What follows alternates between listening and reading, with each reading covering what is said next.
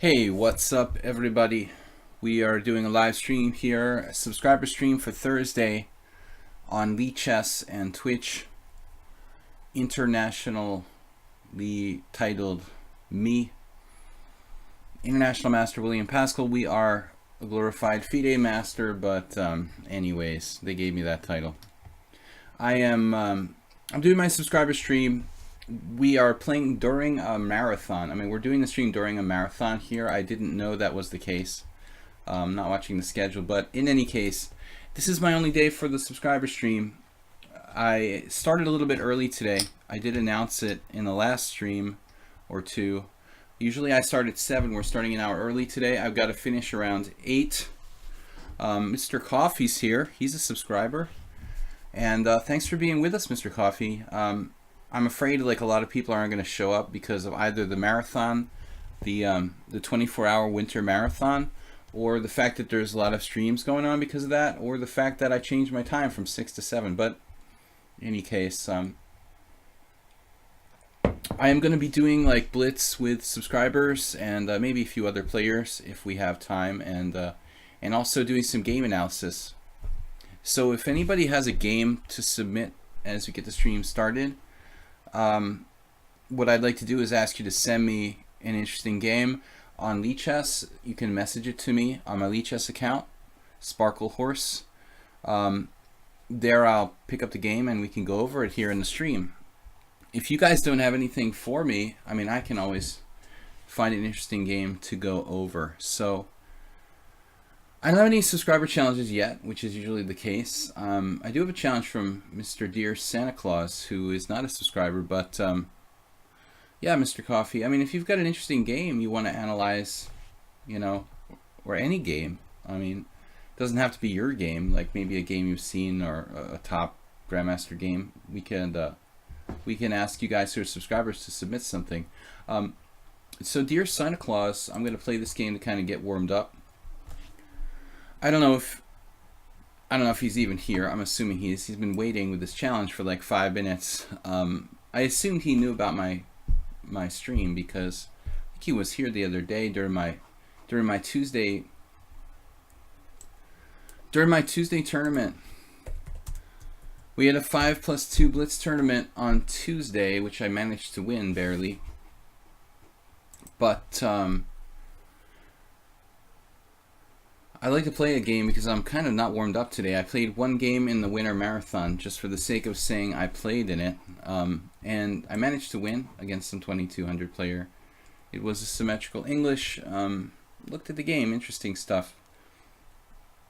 Alright, reverse Grunfeld. This is kind of new to me. I've only been playing this in the last year or so. Prior to that, I had never typically played reverse Grunfeld. I would play like King's Indian Attack sometimes, or maybe, well, many openings I played, but out of Knight F3, G3 type of stuff, this is pretty new for me. Dear Santa Claus is not a subscriber, but he's like a decent player, 2150, that's quite respectable. Juyan Chow, thanks for subscribing. You're playing someone I'm almost sure of it's an engine. Yeah, unfortunately, it seems like the trend is going up as computers are more and more like readily available to pretty much anybody. I mean, chess playing programs you can get on your iPhone or whatever. I mean, I think we're going to see the trend increase rather than decrease. But all we can do, you know, if you think you play a computer, ask the kind administrators at lichess to investigate. I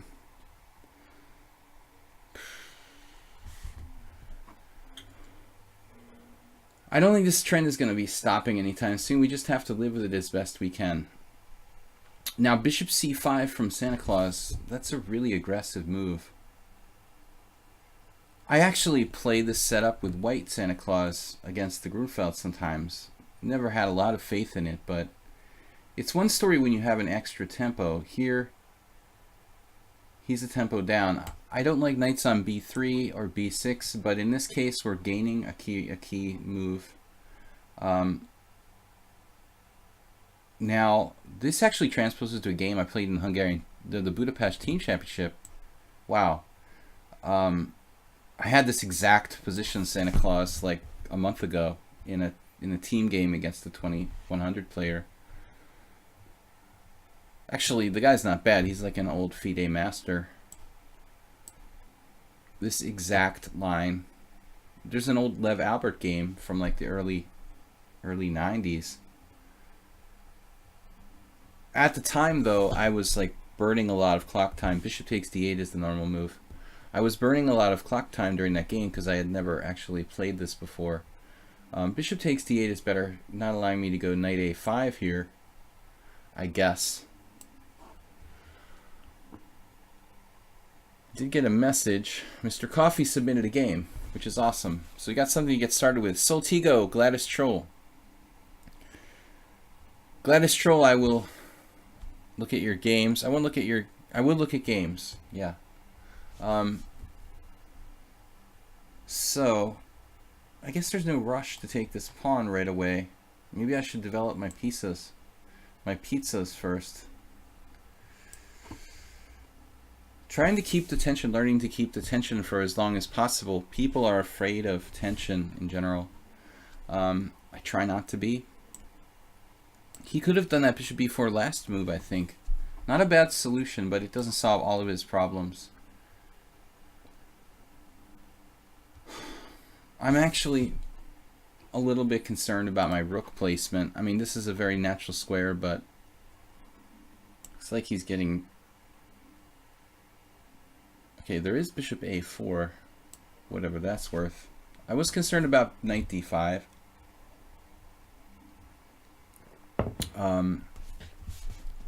Knight d5 offering a pawn, and if I don't take on d5, then the c3 pawn is unprotected, and my rook is awkwardly placed on d1. So I was kind of thinking maybe rook d1 was wrong because of that. You know, maybe I should have played a different move previously. I missed bishop b5, but it looks like a pure sacrifice, so I'm going to be taking material first and asking questions later, I think. Looks like he will get a pawn for the exchange, but everything else seems to be in my favor. What do people do on subscriber streams? You've been here before. We're basically analyzing games, and also, yeah, this loses a piece. So we're also just playing blitz with the guys who are subscribers. Sounds like a fancy name for a stream, but it's basically a normal stream plus game analysis in addition to the blitz and rapid games. Okay. Yeah, Santa Claus kind of panicked here. Looks like we are up a rook now. No question about it. Alright, you can submit a game for me to analyze, and we all will go over it together.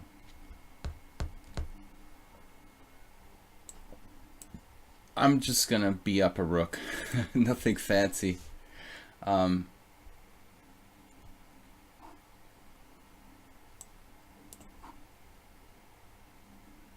So let's talk about, while we're finishing this off, let's talk about some other stuff. Winter Marathon, no time for that. Actually, it's a little strange for me that they would have the Winter Marathon on a weekday. I understand that it's holiday for a lot of people, but it still seems like it would be better to have it on a weekend, yet there is no weekend because there's like Christmas weekend and then New Year's weekend. It's a kind of weird year where all the holidays, the main holidays, are on the weekend. So I guess they had to put the thank you for the game, Santa Claus. They had to put the yeah, I'm trying to say the Winter Marathon on a weekday, you know. I wonder how many people like took the day off of work to play in the lichess 24-hour marathon. So, Julian Chow, if you have an interesting game or something to submit for analysis, feel free to do so. Mr. Coffee submitted a game, and well, let me ask Mr. Coffee. Okay, this game, this has a lot of games. Mr. Coffee, which game? I'll ask him in text too. cover all the.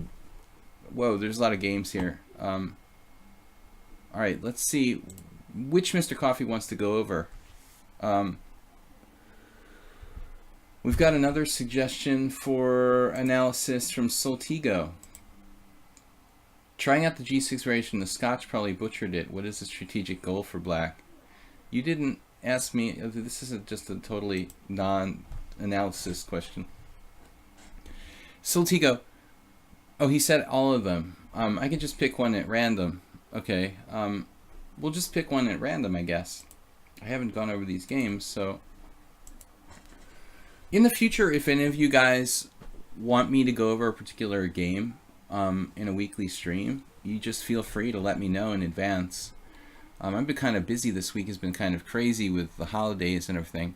Okay, he said check tease. Soltigo. Subtletigo. So this is check tease versus Mr. Coffee. Mr. Coffee is black. So c4, e6. Queen's Gambit is kind of unavoidable if you play the English opening. You can't really get around it. You have to play either the Reti or the Queen's Gambit by transposition. Serbian Santa Claus.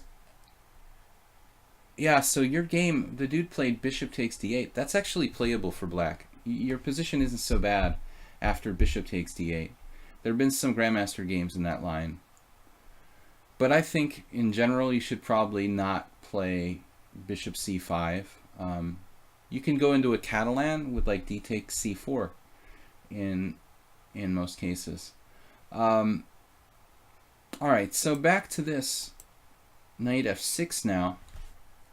Mr. Coffee played knight f6. I'm not sure what Mr. Coffee is trying to do here. If Mr. Coffee's intention is to play the Queen's Gambit decline, he should play d5 straight away in this position. There are other possibilities. Obviously, c5 would transpose. C5 would transpose to symmetrical English, but I think that normally if you play e6 on move 1, it makes sense to play d5 on move 2. Now we go into the Flor-Mykonos variation with e4, which is actually one of my favorite lines in chess, probably. So check out Grishuk against Mamedov. Gladys Troll, do you have a link to that? If you do, let me know. I mean, I can find it, but it's going to take me a while. So I really like e4 here. That's probably my favorite variation of the English opening, and maybe the most interesting of all of them. The Flor-Mykonos variation with e4 leads to really interesting complex play after both d5 or c5. So I would fear that, with black, really. I mean, that's the most dynamic English of all. So anyways, now white plays d4 and we play d5. We transpose into a Queen's Gambit, but white played e3, okay? I mean, e3, not a typical move here. White can play bishop g5, c takes d, bishop f4, knight f3. But, I mean, e3, it's just extremely passive. And what should black do now? Well, Mr. Coffee actually transposes to semi-Slav by playing c6. And this would depend on your... You have a link to Chess Bomb, okay. I can find in Chess Bomb too. I don't really like Chess Bomb, but I'll tolerate it. So after c6, c6, we transpose to the semi-Slav. I think the most accurate move here for black is probably bishop e7. It looks like you can also play c5. c5 would lead to a form of the, here you've got several moves, but I mean, even this, like a kind of harmless form of the semi-Tarash or something like that. You can also just take back with the pawn. So, I mean, e3 leaves white with very limited options. I think that bishop e7 and c5 are the best. But, okay, Mr. Coffee kind of lets him off the hook by transposing to a normal line. And then bishop d6, kind of a rare order of moves. I guess there's nothing white can do to take advantage of bishop d6. Much more typical to play knight bd7 first. Okay. bishop d3 and then castles. You know, that may be a serious inaccuracy, I'm not sure. You're supposed to play knight on bd7 first. A more balanced development between the queen side and the king side. What's up, guys? Claus, today's subscriber stream. So normally I just play the subscribers. Yeah, so it looks like this is slightly inaccurate. We got a few games here. Not too many, but some. Looks like e4 has been played, castles. Shanklin, Kaidna beat Shanklin, the young Shanklin in 2009. I think I played him about that time. Okay, castles. Now d takes c4. Man, Mr. Coffee is really delaying the development of the knight here on d7. Better hurry up with that. And then b5, so we're in some kind of weird line. Still, we might transpose back to normal variations now with knight on bd7. Okay, that's what happened. Strange move order, but no harm done. Okay, a3. This is not a position I know very well. Looks like queen c2 is the main line. e4 is possible. a3. This is a danger that white can play b4. Okay. This is a classic plan where it plays like b4. He fixes the structure on the queen side, and then you don't have this freeing advance c5. So basically, if you play a6 here, the problem is that you run into b4, and you have to play a6, a5 in 2 moves. So I think the a5 makes sense. Some people have played bishop b7 and answered b4 with a5. That's another possibility. But okay, so Mr. Coffee kind of mixing 2 different plans. I'm not sure how bad this is. Feels like he's, you know, he doesn't need to play e5 unless white plays e4, and probably we should just like focus on the queen side. So what I wasn't sure about was this. The move that bothers me is b4, though there may be other ways for white to play it. There's just a couple games here. b4, a5, and then some, you know, rook b1 or something to defend. What is the deal with this position? Queen e7, putting more pressure on b4. And how do we defend the b4 pawn? If you can't find a way to defend that pawn, then this setup doesn't work for white. Apparently there's some tactics or something with bishop d2. But it's interesting. Maybe white can't play this so quickly, the b4.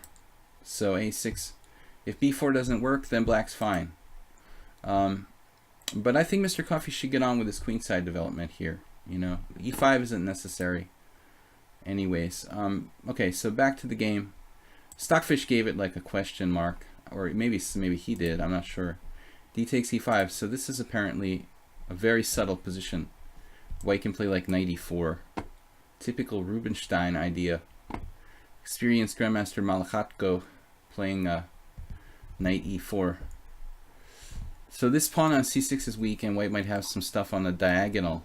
Knight e4, knight takes e4, bishop takes e4, and there's a problem here with a double attack, I would assume. Queen c2 attacking c6 and h7. There was one game, black lost, bishop b7. Okay, Malahako just took here. That's kind of weird. Oh, he has bishop takes h7 and another trick. Okay, queen h5 check. This is another way to win a pawn. However, that would be like opposite colored bishops. So Raymond Carver just subscribed. Thank you, Raymond Carver. Raymond Carver has been here in the stream, I think, occasionally before, but thank you for subscribing. Yeah, so that's subtle. A subtlety that most players won't find, you know, the idea of using the e4 square. White just simply exchanged here, and then, I mean, it looks totally equal except for the fact that your queen side is a little bit, you know, advanced. b5 has been played kind of for no reason here, which, oh, I'd rather take this move back at this point in this position if I had the choice. I'd like to just take that back and have everything else remain the same. for black. We don't really need b5 here. I'm not sure that it's a positive development. Apparently you have a Morphe sacrifice. Bishop takes h2 check. Always something to look for.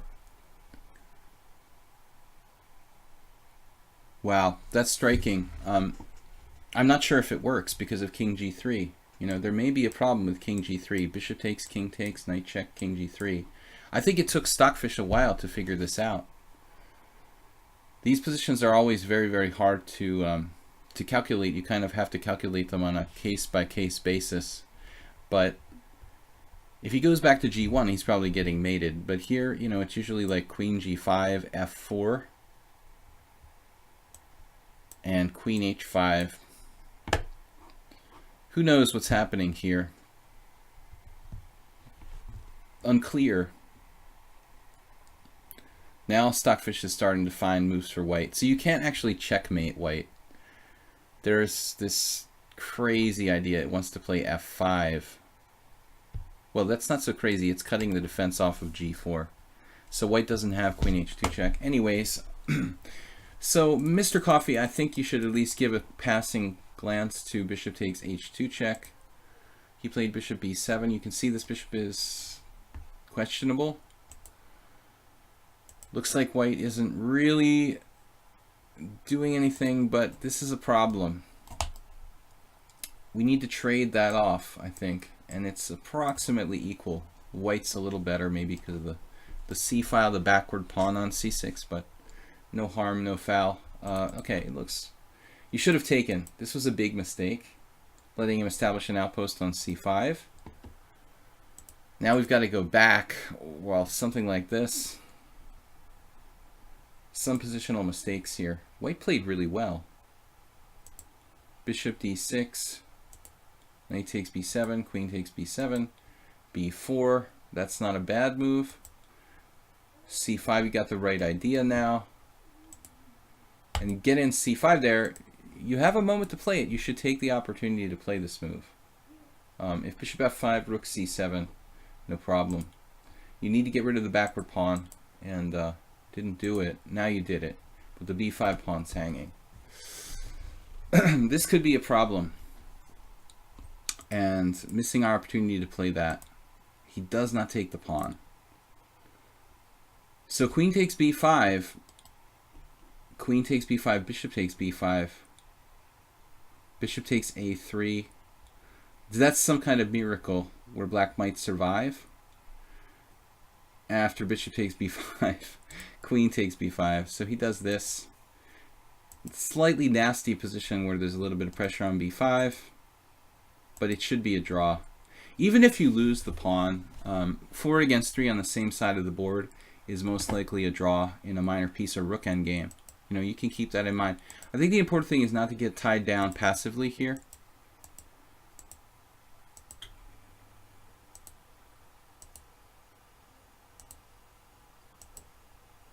Not sure if we have any threats, or we're just getting a little carried away here now. You know, there's really nothing you can do. So probably just sit tight, lose this pawn. Worst case scenario, you'll still draw. But if you get tempted into some weird adventure, you could possibly lose. And so, technical draw, but you know, still possible to lose the black, especially with the rook and the knight on the board. And this is a draw now. So this should be a draw. A little bit lucky there. I don't like f5. I understand the motivation to like fix his doubled pawns, but probably not the best strategy here. You could play either g5 trading pawns or maybe h5 g6 type of formation. Looks good. I feel like this gives him slightly better chances. If he were able to play like rook e5, he could even win by forcing a exchange. So f5 is not a good move. I think you're weakening your king side. You're cutting yourself off on the 7th rank. Yeah, h5 is okay. Probably g5, just trading some pawns. This is an easy draw, more or less. Or you could play just g6. I don't like g6. Maybe I like g6 because g4 you have this move. Yeah, so g6 is okay. H5 or G5, but F5 not my favorite.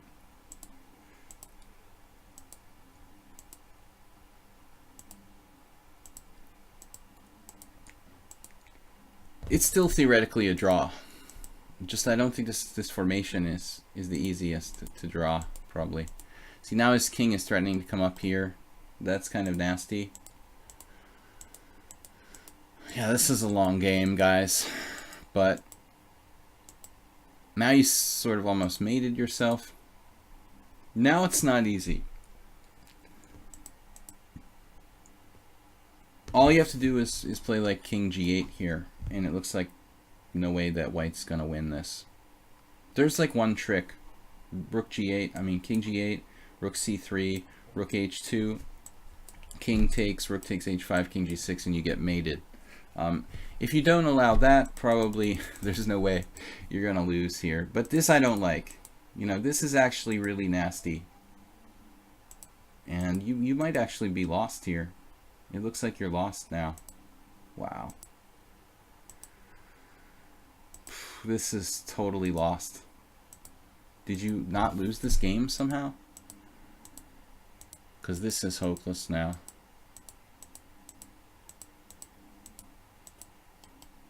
Yeah, this is over.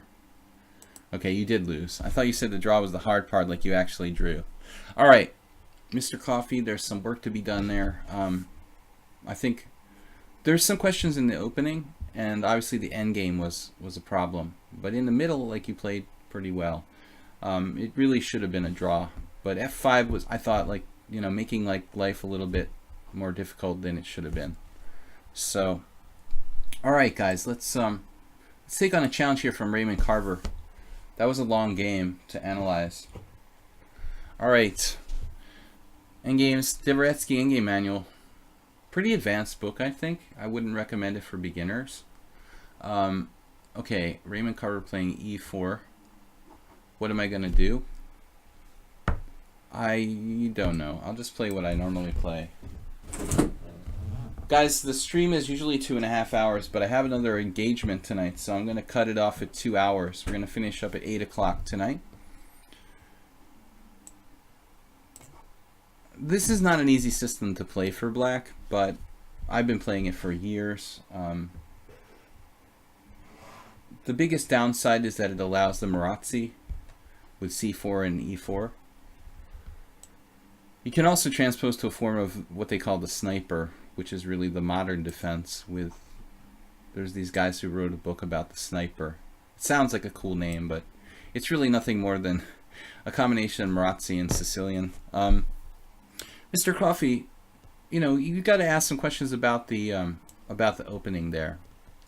You know, playing b5 is okay, but I mean, once you do b5, you're like committed to one plan of development. I think in e5 and b5, you're like mixing two different systems of development. If you think about it, e5 and b5 are both about like developing the queenside bishop. In the e5 versions, you're like freeing the bishop on c8 to move on the h3 c8 diagonal. In the variations where you play a6 and b5, you're normally fianchettoing the bishop on b7. So I think when you play like b5, c6, b5, and then e5, you're like doing two different systems, you know. So I mean, sometimes you have to play e5 even in the b5 setups to stop getting overrun by e5 by white, but wait until he plays e4 and you might have to play e5, you play e5. So I feel like you were mixing two systems there. Okay, Raymond Carver here, the ever painful Marazzi bind for black. I should probably learn some kind of new system here. I basically usually plays this for a draw. I have two recent draws against Albert Bokrosh and against another guy in my Budapest team championship. Trying to win with the black side of the Marazzi is next to impossible, unless white does something crazy. Bob Sacamano, what's up, man? Welcome to our subscriber stream.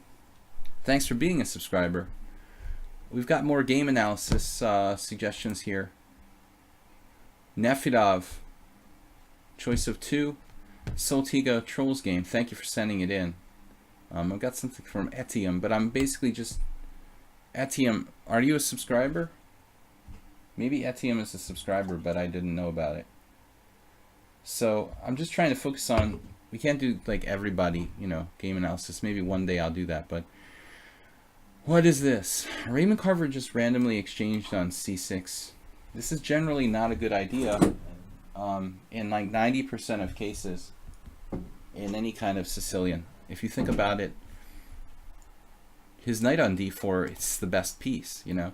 After the Sicilian's played, my c-pawn is gone. So that's not going to eliminate a knight on d4. If I play e5 in a dragon, my bishop is bad. So dragon in particular, this is a very strong piece because there's no way I can get rid of it except by exchanging on d4 myself. By playing knight takes c6, he just allows me to bring another pawn toward the center. I suppose I could also take the other way. It would be less dynamic. Maybe if I was playing like Magnus Carlsen, I would take with a d pawn, just to sort of symmetric. How would you say it? To make the pawn structure symmetrical and trade queens. But you know, objectively, this is probably the better move.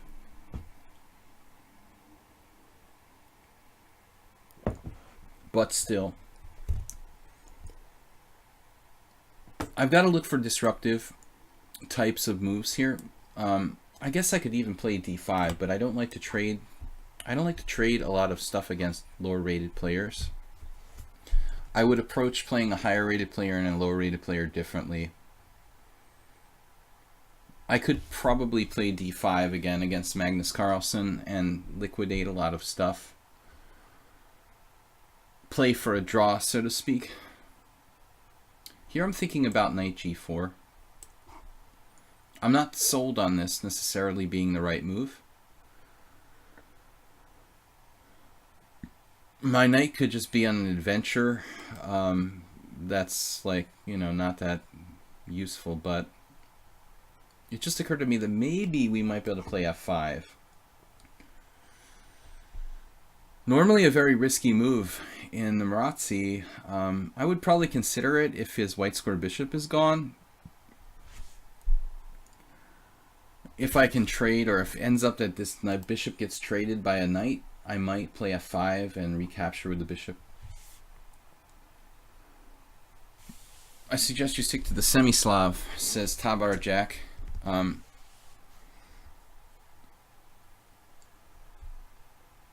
It's definitely a semi-Slav. With the move e6 on move 1, it's not going to be a normal Slav. So bishop f4. Black doesn't really have any issues here. I think that bishop g5 might have been a little more testing, honestly. I don't know, rook b8 walks into that diagonal, and he has weird moves like c5 there. Maybe I'll take my chances. But we do have to keep in mind that this could be a problem at some point. So keep your eyes open for c5.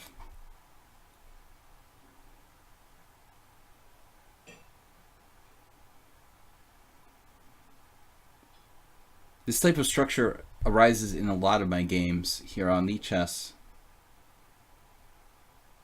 I played the classical Sicilian, and in that variation I see tons and tons of people taking on c6 very, very early in the game. Generally not recommended by standard opening theory. As I said earlier, you're not really supposed to exchange on c6 in most instances. Why not c5 yourself? One thing, Bob, that I like to try to do is to maintain the maximum amount of flexibility with my pawn structure as possible. Like in this instance, you could play c5. I don't think that it's necessarily a bad move, but it's very committal. You know, you don't have a lot of options. You're committed to this one structure. It also weakens the d5 square. So I'd rather just stay flexible, you know. While it's not a bad move, I think I prefer a flexible approach. All right. Yeah, he basically circumvented my tactics. I wanted to like set up rook takes b2 but he's not having any of that. This is quite a good move, most likely, except for the fact that it's not. Now we have e5, which is pretty ugly strategically. But I think it's okay. Not the only way to play the position. Kind of a cheapo. Maybe bishop g5, f6. Bishop e3 was the safest move for white.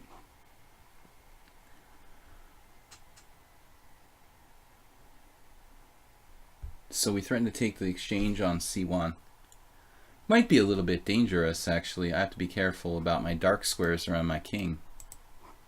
But it's probably not enough compensation for white. Here I don't have to take the exchange. I could also just play rook takes b2. So Raymond Carver should probably play queen c2 if he moves the queen, defending b2. I have a choice between winning a pawn and winning the exchange. It's actually not that easy of a choice. But I have some nasty threats after this. Well, he'll defend. But again, queen c2 was very, very much more accurate.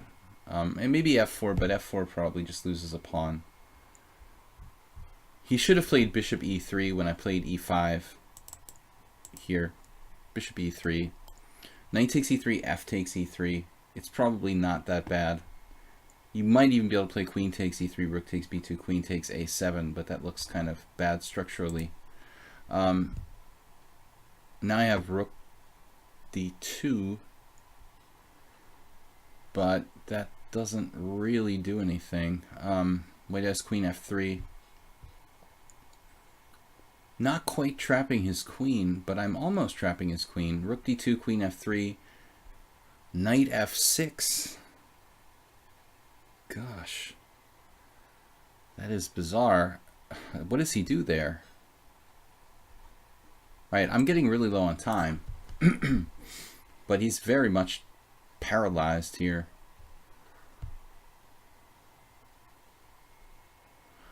Queen f3,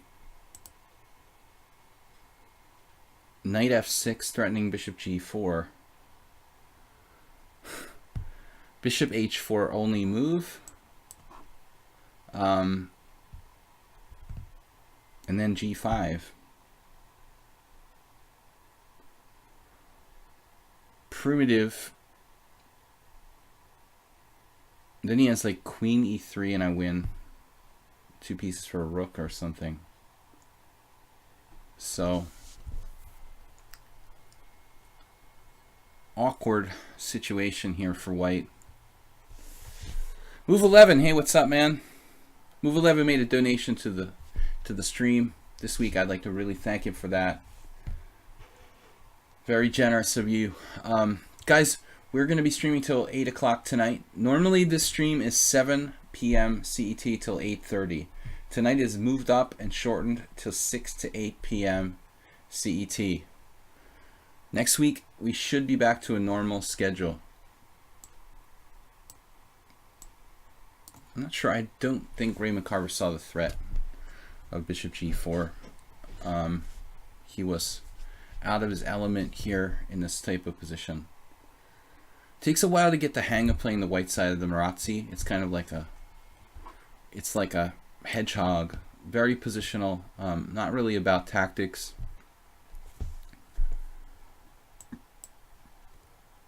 Lost everything. All right, so if you look at the opening, you'll see that nobody plays this move. Castles, knight takes c6. Not one game. You know, it may not be that bad, in fact, but yeah, here's an opportunity where you could play d5, but I think that might just like simplify the position. So, all right, guys, welcome to the stream. All right, we've got subscriber suggestions.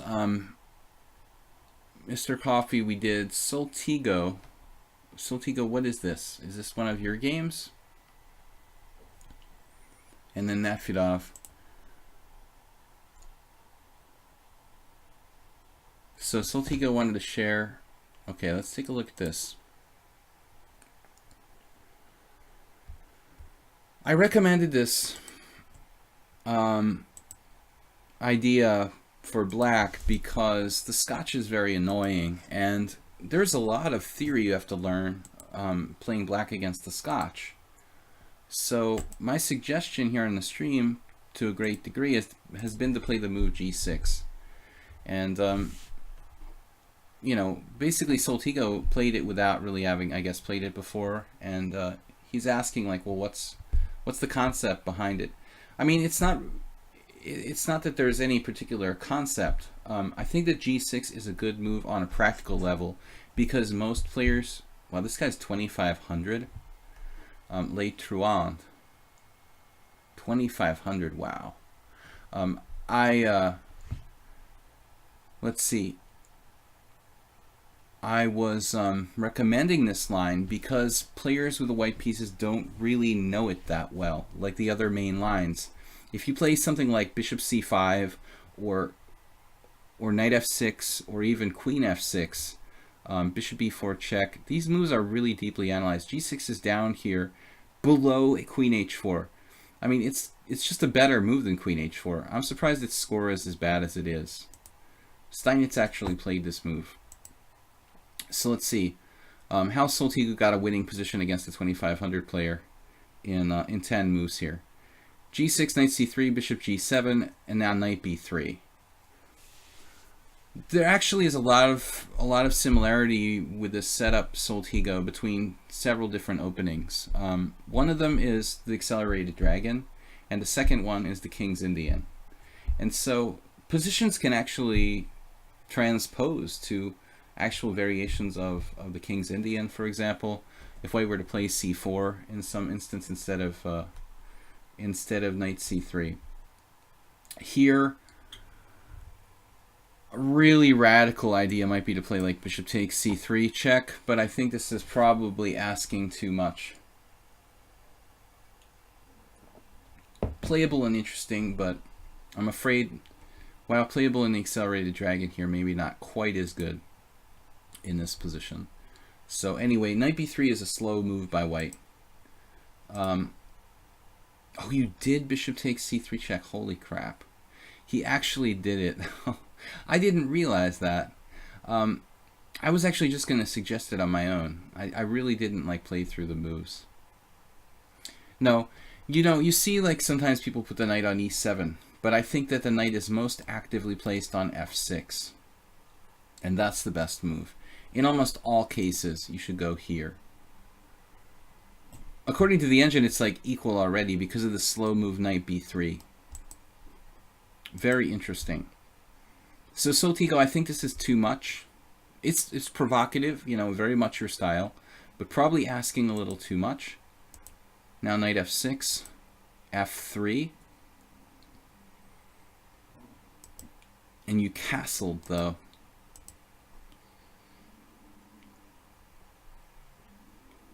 I don't mind f6, knight f6, but yeah, I don't really, not sure if I really like castling into those weak and dark squares so quickly.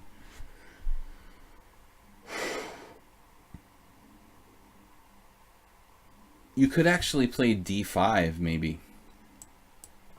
This may be playable. It looks dangerous, but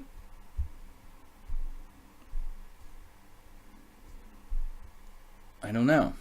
What happens after bishop g5 h6 or something? Bishop g5 h6. You could sack a pawn. No problem. Bishop takes f6, queen takes f6, e takes d. Actually, you're just taking on c3 check here. That's probably okay for black. So when you play bishop takes c3 check, you're actually taking that knight out, so you're weakening white's control over these squares. And so I think it makes some sense to play this for d5. But you could also make an argument that d5 is dangerous because it's an open position. White has the two Bs, and it is kind of scary. So I don't know. I mean, I wouldn't do bishop takes c3 in the Scotch. I do it in the accelerated dragon, but that's a different situation. I have more, in accelerated dragon we would have a pawn on e7 and no pawn on c7. And that means we have more pawn cover for the black king. This is an open game, and you're playing bishop takes c3 check. It's a little bit over the top.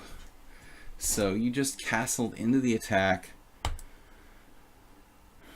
Yeah, probably a lazy move by white here. I mean, you actually have knight takes e4 ideas for queen h4.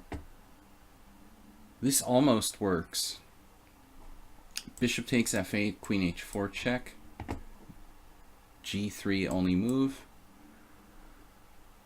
This is a Soltigo type of variation. H takes g, and then you take his rook on h1. You're down a piece for bishop a3. White having like no development. That is crazy. You could actually do this. But instead rook e8 looks like a good move.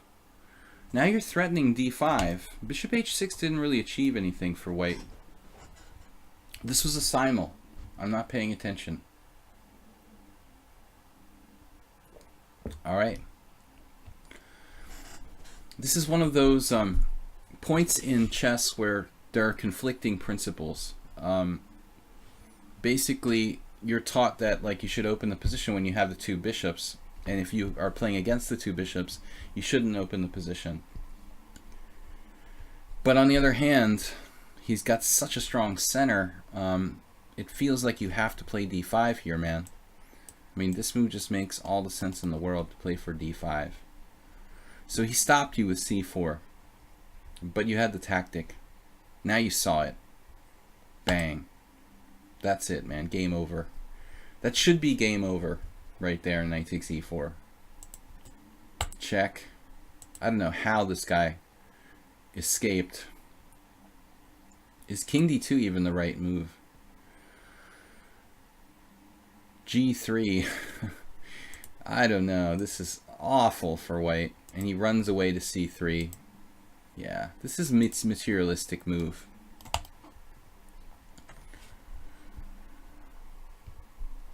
If you think about it, what's the material here? You've got pawn up with black, better development, safer king. That pawn isn't going anywhere. It's an Isolani. It actually blocks his own pieces. I mean, I think this pawn serves like... It almost serves to block his own bishop, wherever it's going to go. So I don't think you have to be in a hurry to take this pawn. All right. See that? Now he's got a threat.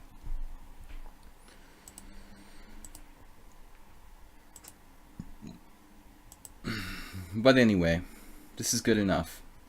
Now you found this fantastic move, 95. Trading pieces here, definitely a good thing.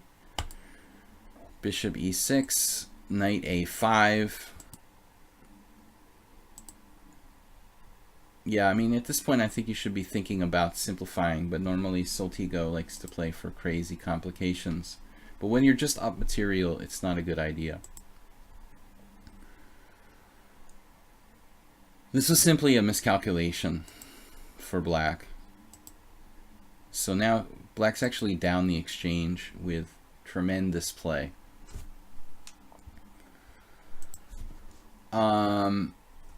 Yeah.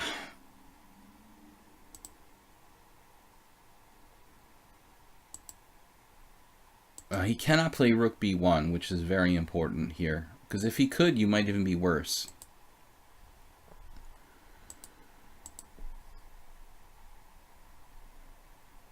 Well, apparently you're winning. You've got him in a kind of net now. Rook d2 check, king e4, and then g5 threatening mate in 1. That's something you should have seen. But you had just 2 minutes left. This is a very, very fast time control, but I mean, There's no square for him to go to. You're threatening f5 mate and d5 mate. So it's pretty brutal. He literally would have to like lose a bishop or something. Anyway, man, good game. I don't know how this ended in a draw. Rook takes e2 check, and you're just winning. Time pressure, I guess. Just absolutely winning. Both sides. What happened? Oh, I didn't. What did I do? I played another move? Why is the game not going forward? What did I do? I'm in analysis variation or something. Where am I? I'm in an analysis line. Oh, I was just looking at the best move. Yeah, he played this. Okay. King e3, knight takes f3. This is clearly better for black, but not easy at all to win. All right. What happened? You just dropped your pawn. d5. Well, he didn't take on d6. We can't. It's mate. Sorry, you're playing for the cheap mate. He's got rook e2 mate. Okay, so he played correctly. Rook d2, rook takes d2, king takes d2. You have to be careful not to lose here. Actually, you probably were concerned about the possibility of losing. Just not quite enough to lose. Wow. Good job, though, to draw. I mean, against a 2500 player. All right, man. Thank you for the game. I'm going to play this game with Nefedov now. But I wouldn't do that bishop takes c3 again, Soltigo. Not in the open game, not in the Scotch, in a classical e45 opening. You can get away with it in the Sicilian because you have a lot of pawn cover around your king. You know, not having moved the e-pawn. I think that's the main point. I'm playing like a subscriber stream today, guys, so I may not accept too many challenges from non-subscribers based on how much time we have. We have about an hour and some minutes left. All right, Nefedov.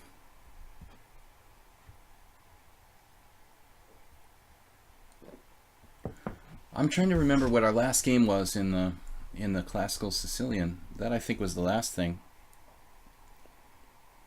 No Caro or Spanish. I'm really serious today now. I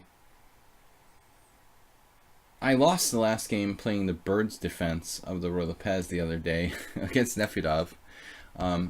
My Bird's Defense theory was a little bit off.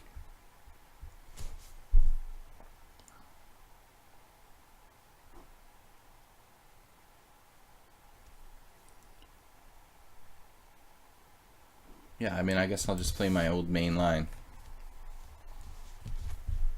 Time pressure, always blame the company, Soltigo. Especially around the holidays. Have you ever faced c4 in the Caro Advanced with black or played it yourself with white? I never played it myself with white. It's a very old move. I remember I had a book in it. Like, I had Egon Varnou's Pergamon Chess Caro Kann book back in like 1986 or 87. And, you know, even back then, I mean, the c4 move existed, move 11. But it was kind of like a sideline. I mean, I guess it is still today. So c4 in the advanced Caro Kann. Maybe it's going through some renaissance now. A lot of top players are desperate for new ideas. Okay, Nefedov. Let's play e6. Scheveningen. Modern Scheveningen. We played this once or twice against Nefedov before. He seems to be fairly knowledgeable about the general plans here. Last time I think I struggled just a little bit. I would play e6, d6 type of Sicilians more often, but the problem is the carries attack. Queen c7 is probably the main line.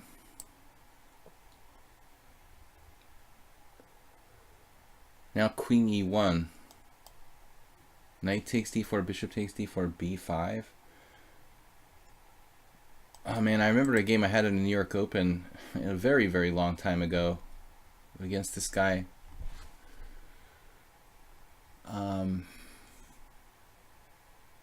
FIDE Master, I think. Can't remember the name now. I didn't enjoy this position. Knight takes d4, bishop takes d4, e5, take, queen g3, bishop d6. Rook takes f6, pawn takes d4.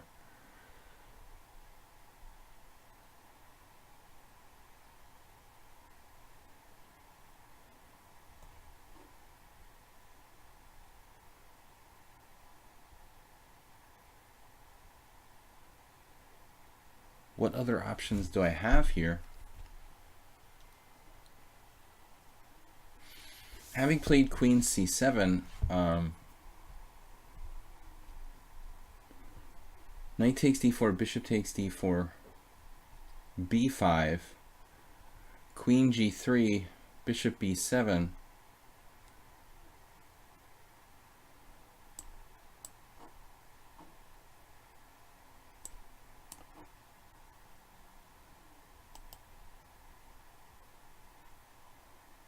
I mean, I guess this is normal.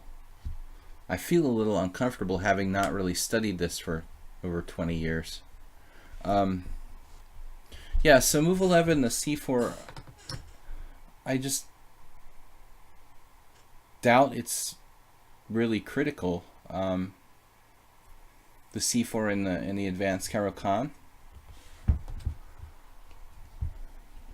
Because if it were critical, people would have been starting to play it a long time ago. It's just another one of those variations that's a matter of strong players getting desperate for something new to try. Probably not that strong. I don't know, Nefedov played here like bishop f3, but I mean queen g3 looks to me like the normal move. I can't take on e4.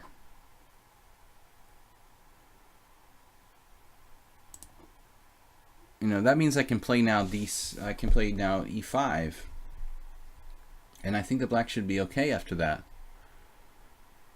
This may be a serious little mistake by white. Because I play e5, he's blocking his rook from playing like rook takes f6. We may have had like a very similar game last time. I can't remember. Maybe even like the exact same position. I think he just did like either captures or bishop e3.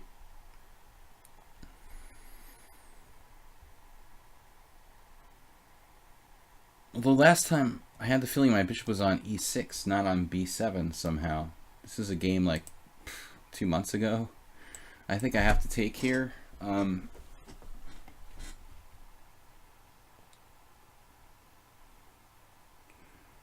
Generalities are not enough. Knight d7 looks okay to go to e5. Don't really have any other great suggestions for myself, and I'm in time pressure.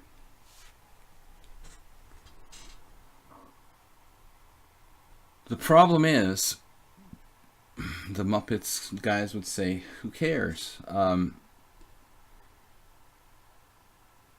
The problem is I can't play like bishop f6 to get like ironclad control of e5.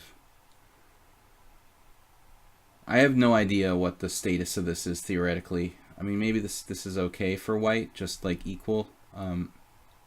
As I said earlier, it's not normal to leave the queen on e1 for so long. I guess this will transpose. He could also simply play rook d1 there.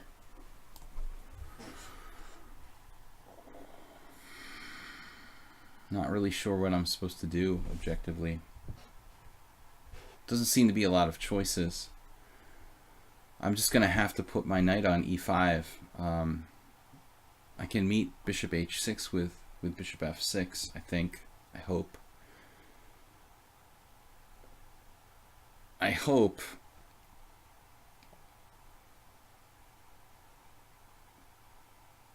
We might want to take a timeout for king h8, actually, you know.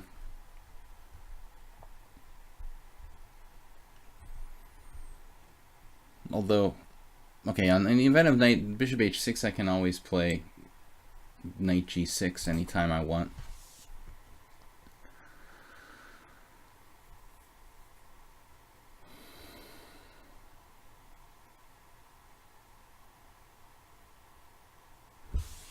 We're taking out any knight that tries to come to d5.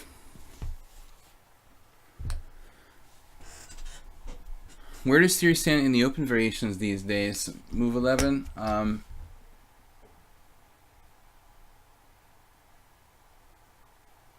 mean, I think that bishop f5 is regarded as like the main line of the opening. I mean, it's totally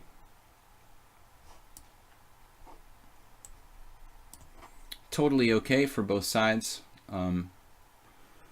But I think White has trouble at the top levels making progress in the Caro-Kann. I mean, that's in the main lines. That's why the advanced variation has been much more popular lately in the last 20 years.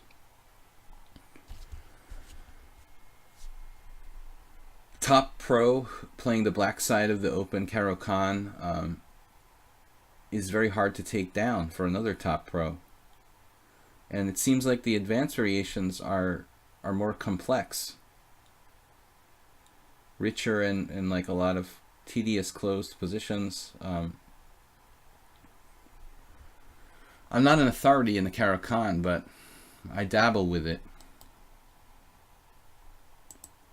But I mean, it's just a kind of matter of style, I think. You know, how open do you like your positions? But yeah, I would think White's winning chances would be best in the advanced variation. More strategic, you know, less forcing lines, more choices for both sides.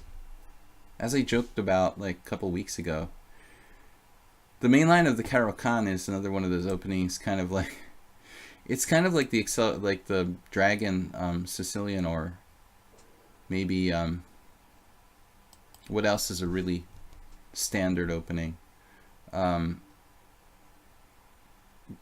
Maybe the first like 15 moves of the Roy Lopez main lines. Every like 6-year-old kid knows the opening moves perfectly.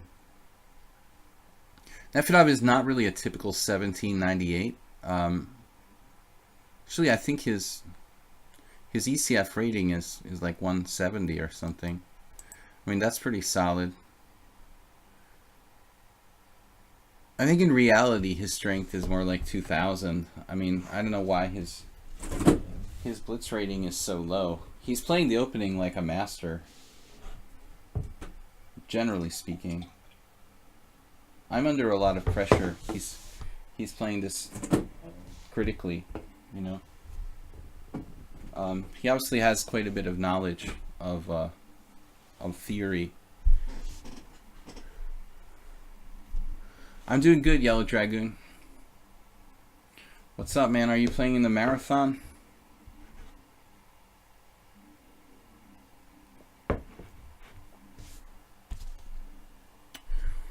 All right, we've got. Actually, I saw Yellow Dragoon streaming earlier. Are you still streaming? You're not playing in the marathon. I assumed that's what brought you back. You were like, I'm back. It's weird to have a chess marathon on a Thursday, though. If you have anything like school or work. All right, now what is this about? So I don't know. This is hanging. I've got to take. Did Nefedov just panic here, or is this an intentional sacrifice?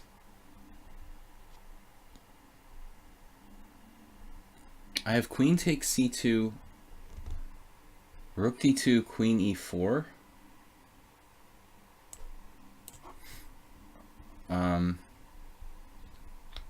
Bishop takes e5. That's another move. I think I better take. But I've got to watch out for things like bishop f6 there.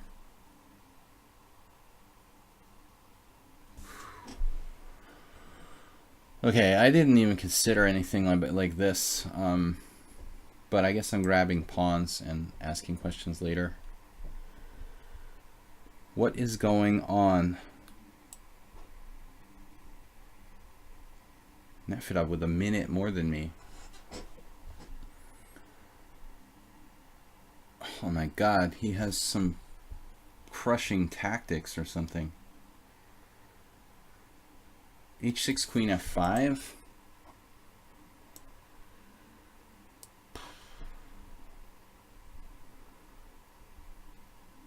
With a 1 minute time edge. How is Nefedov 1798, man? He's scary.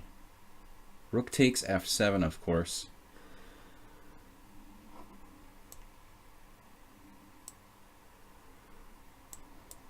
Don't ask me what's going on here.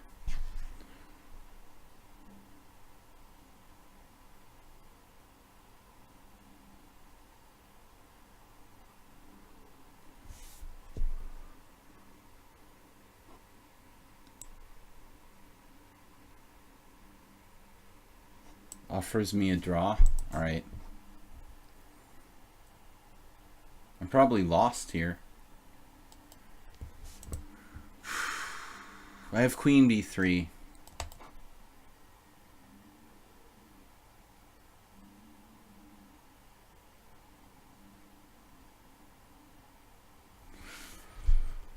It's about to lose on time.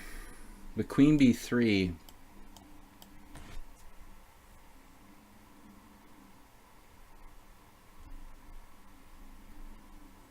Pretty straightforward, isn't it? Threatening back rank mate. And I'm threatening queen takes d3. Maybe that just wins. Maybe you bluffed me out. Queen b3 just wins? No, you can move your rook, I guess. Okay. He has rook moves. Rook g1? He can always do rook g1 or something like that. Best moves. So who needs an engine? But I have to find this move. I was about to flag with 4 seconds left. Queen b3, rook g1. Queen takes d3, queen takes e7. And something like rook f6. Tough ending. I'm up a pawn. Excuse me, up a pawn. But not easy.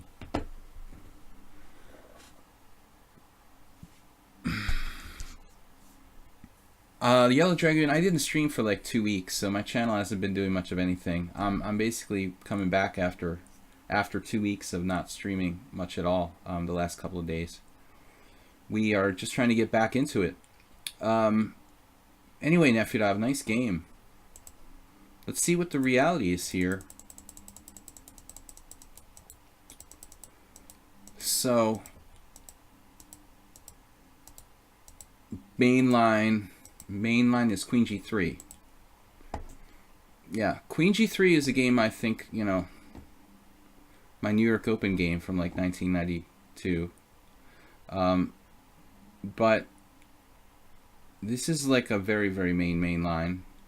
Nefedov confused me with bishop f3. I played e5. Plays best move. And now it's possible there's some, wow, rook on f to e8. That's a cool move. It's kind of like a Najdorf. E takes f4. You guys, I'm playing just the subscribers for the most part here now. Please resubscribe me. I didn't mean to X out that challenge, but I'm probably not going to get to you guys who are not subscribers. Anyways, well, somebody played bishop d4. Bishop takes f4, knight d7. Apicella versus Helge Olafsson, 1993. Queen g3, knight e5, rook a d1, king h8, bishop e2. I could have played bishop f6 here. You know, that's a pretty good move, maybe. Well, I mean, this is amazing. Nefedov here plays knight to d5. I wouldn't have even conceived of this. giving up the pawn at c2. And apparently he's okay. And again, I can play bishop f6, but I couldn't resist taking the pawn on c2. Bishop takes e5, d takes e5, bishop d3. Apparently he should try bishop g4, queen takes e5, queen takes b2. And I don't know, I played h6 here. I saw g6, rook takes f7, and I started to freak out. But h6, rook takes f7 might even be better than that. So I should do g6, rook takes f7, rook takes f7, and it's probably better for black. Up a pawn in slightly complicated position. But I helped Nefedov here, and Time Pressure played h6, and now he has this. Now I have another tactic, rook c1, which I had no time to find. Rook f8, queen e6, and I did not find queen b3, the only move. He offered a draw, distracting me. Bishop f3 takes me out of theory. Yeah.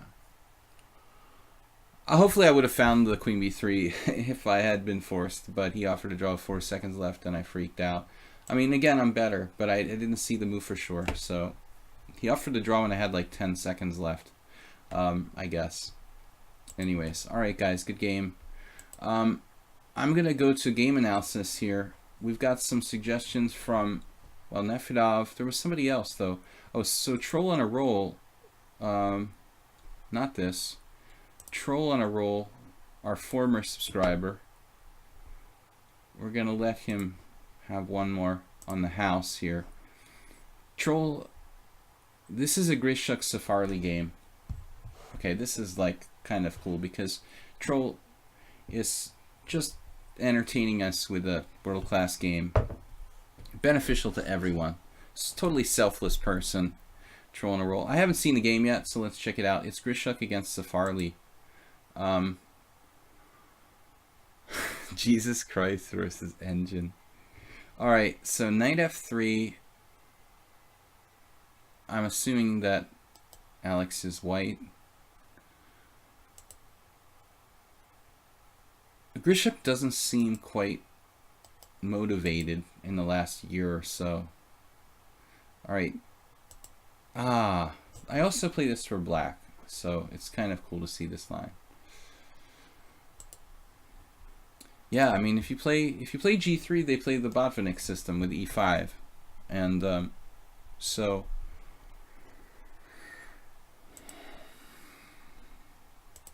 this is the point. You know, what else can white do? Either e3, d4 is actually bad. It's always, this has always kind of been funny to me. You know, that this line is actually nothing for white. You know, d4, c takes d4, knight takes d4. Soltigo, this is a good position to play. Bishop takes c3, my friend. Probably this is just the best move for black. I played this many times, but that's another story. So, alright, Grishuk plays e3, black plays knight f6, now d4, c takes d4, e takes d4, d5. I'm a very minor authority on this position, playing it for both colors, probably more with black. So, this is my game with a little kid in Zalakarosh in May. Austrian player trained by Zoltan Ribley. White has both bishop moves here, bishop b5 and bishop g5. Bishop b5 is more common. Another game that was played recently in this line is Nepomniachtchi against, I guess Nepomniachtchi was black against Rajabov in the last FIDE Grand Prix or whatever. Nepomniachtchi was like black, and he sacked his c6 pawn for a white square bishop. That's really strong, but he ended up going too far and getting carried away, and that's how Rajabov beat him. I mean, I think that Nepomniachtchi is a better player than Rajabov probably, but more talented in a way. But he does get carried away, and he did in that game. This is the same line. This is my game from May. I played black here. I believe I played queen d6 in this position. I'm pretty sure I played queen d6. Following this game, Ironian versus So from 2016. So it's all well known. Obviously, Safarli's seen my game from May. Rook e1. Now I don't remember how the rest of my game went. Maybe my opponent played rook e1.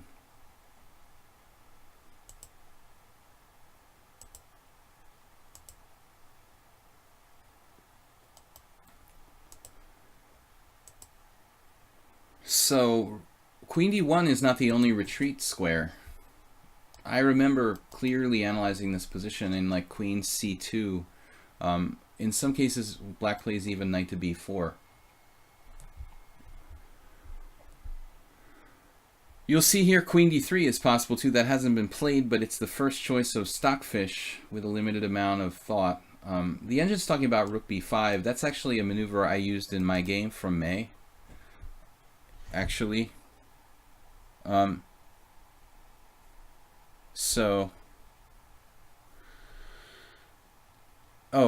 Zhuyan Chao was the... that was that game to analyze, but she's not here.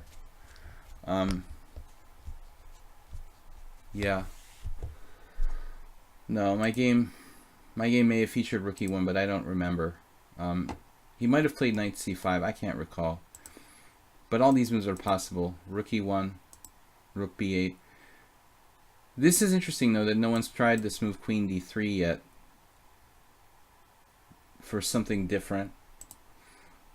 Queen d1, now knight e7, bishop d2, knight f5. I mean, this is a very logical kind of maneuver. In my game, I actually maneuvered my rook to f5 with threats of sacking the exchange on f3. I like my knight on d5. But anyways, there are many ways to play this position. We're still following Ironian So. Okay, so this is just memorization for the most part. Although these guys check the game, they like the moves. Both sides seem to think it's good. So this is a new position. I mean, rook e4 here by Ironian in the older game. You have to admit it's kind of an awkward move. It simply defends the pawn on d4, but Grishuk has other ideas. This may be computer analysis, or maybe he just found it over the board. But it looks like knight c5 is best according to Stockfish. What's going on if we try to take the pawn on d4? There's some kind of problem. Do you have a problem?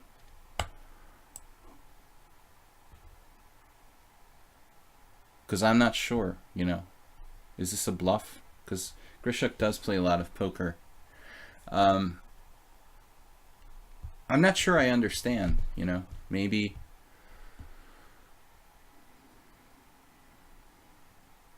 what's going on? What is the idea here? Play with two knights against two bishops or something, like bishop takes d4, bishop takes d4. This is not clear. I mean, I don't know, you know. Obviously, Ironian went here to protect his pawn on d4 because it's important. And So played rook b5.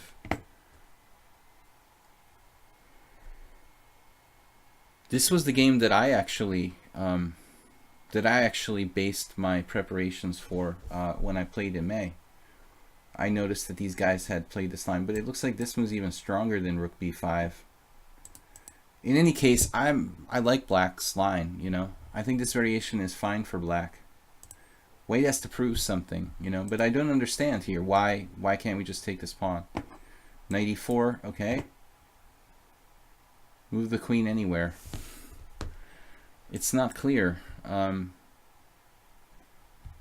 Knight takes d4, bishop takes d4. Knight f6 check or something.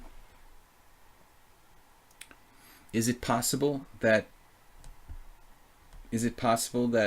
Safarli didn't like this weird opposite colored bishop situation? He can play rook d5, right? That's the problem. You know, if you have to play something stupid like rook e8, then white has a good game, but this move diffuses everything.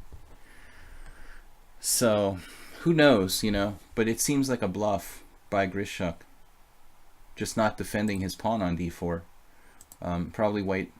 Oh, black did take. I'm going through all this spiel about nothing, and this actually happened in the game, okay? Anyway, well, we analyzed it all in advance. We know that it's equal now. Knight e4, queen d5, and then we'll see the idea here. Knight takes d4. Whoa, what happened?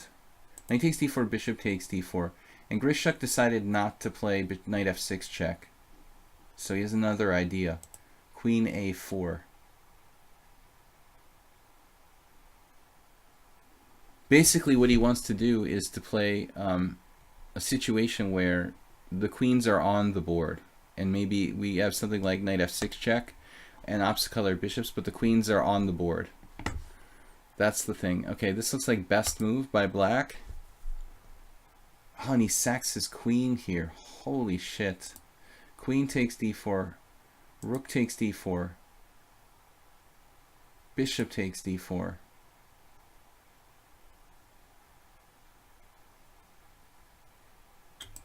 f5, knight f6 check, king f7.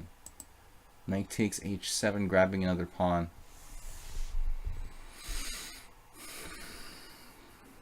It looks like it should be like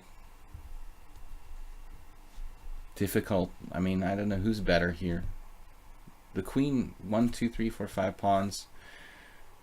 Black's up a queen for rook and knight. I mean, black should not be worse. Very risky play by Grishuk. That's amazing. So he put Safarli in a situation where he has to find like perfect moves. Apparently. For the computer it's easy. But that's amazing. Basically coming up with something out of nowhere. And now black's pieces are kind of tangled up. Wow. This was a good move. And finally the bishop lives. This is a bishop that you're willing to sacrifice a pawn or two to get it on the long diagonal, definitely. I've done the same thing. Wow. That's the end of the bishop on the long diagonal. The black king is relatively safe now. Grishuk's signaling the retreat. Looked really good there for a moment, but it all kind of evaporated. Desperately trying to open lines. No, sir. This is Grishuk right playing white. He went too far, it looks like. Now Safarli has the initiative. There he could actually win a pawn back, but he's lost all coordination, I guess. Bishop takes f4, rook takes e3. Bishop takes. The a3 pawn falls. Let's see. That looks pretty scary for white. Black has passed pawn. The other pawn is close to falling. I don't know. I would be scared with white I might lose this. Looks much more difficult for white to hang on. So I don't blame Grishuk for not playing bishop takes f4. But he's getting tied up. Now at this point he's just trying to hold on, I would assume. It's also hard for black to make progress though, isn't it? And then he wins a pawn on g5. Oh my god. He just takes his kingside pawns away. Safarli just dropped both pawns on g5 and f4 from a better position. And now he's gonna lose. Man, isn't like fast time control great? They need to make it faster. the next FIDE official time control. The quality is so good. Now white's actually winning. Looks like it's hard to make progress. But that 3 connected pass pawns, I mean, you've got to be winning with that. Wow, he played h5 and the dude didn't take it. He could take it. Take it, please. White would have rook, bishop, and 2 connected pass pawns there. Queen takes h5, knight takes d3, c takes d3, rook takes d3. It's scary. I guess Safarli thought this might be losing. It's hard to say. But he didn't take the pawn on h5. Wow. So this is an actual game. Yeah, this is a great game, but I mean, I feel like typical of the FIDE time control. I mean, the play is just not as strong as it was like in old days, with like 40 moves in 2 hours, 20 moves in an hour, sudden death in an hour. The oldest FIDE time controls allowed for really high quality chess. It just seems like 40 and 90, you're just constantly having to rush, and it's not surprising that people just make like blatant blunders. Man, he missed bishop f1 check here. That's insane. So he has queen h3 with a perpetual after that. That's gotta hurt. I mean, probably Safarli was in time pressure at this point, you know? If he didn't see bishop f1 check, or just gave up hope completely. That is brutal. That just forces black to take. If you don't, we're gonna play queen h3 and like checkmate you. And it's just an absolutely forced draw. Queen h3 check, check, check, check, check, check, check, check. He's got to be kicking himself for that. So Grishuk had a lot of luck, which is pretty much what you need. Man. It was a wild game. I'll give it that. Suspect situations in this game, though. Now he's like winning. What a game. Taking all the material.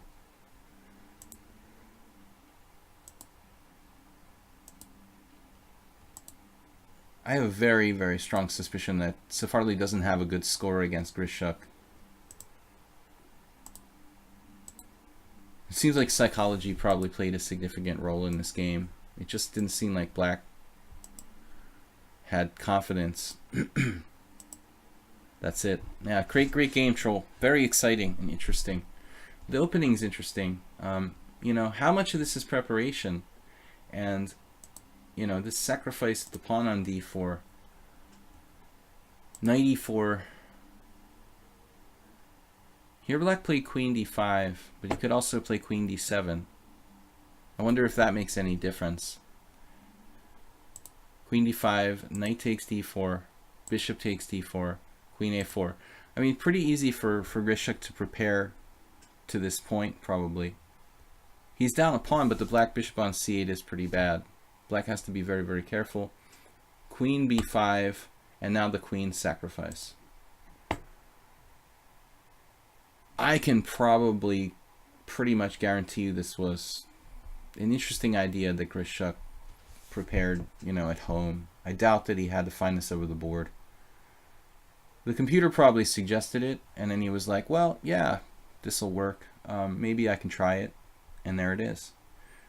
So I would lean to thinking that it's probably, you know, something he had looked at before the game. Not like an over-the-board queen sacrifice. Black is okay, but he has to be more precise than white, probably, in this position. But I did notice an interesting thing here. Safarli played c5, but he could have also played f5, but he could have also played c5. That's a very, very hard move to find for a player over the board, because it involves like danger to the king, like knight f6 check, walking up, or maybe king f8.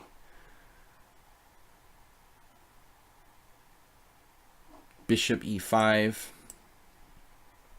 Ooh, and then playing rook a8 would be a hard move to find. Rook a8. Knight takes h7 check. You know, so basically I think that Grishuk had this line prepared, and he was like, well, I can sack my queen, and it's like at least a draw, probably, but I have chances to win if black goes wrong. You know, really, really good preparation. I could have easily lost with black the same way. All right, what do we got here for challenges? Nisab. All right, we'll play Nisab. He's not a subscriber, but he's been watching the stream regularly. None of you guys who are subscribers are challenging me at the moment, so let's play the game with Nisab, and then we'll go back and do another game analysis, which will probably wrap it up. We got until 8 o'clock today. I've got to finish a little bit early. Normally the stream will be from 7 to 8:30, but today we're just going from 6 to 8 because I've got another appointment afterwards. Hopefully next week we'll be back to the regular schedule. Grishuk, though, I've been playing that variation for black for probably like 7 years. I first played it, I remember, let's see, I think I played it for white and black. I actually beat, pre-move.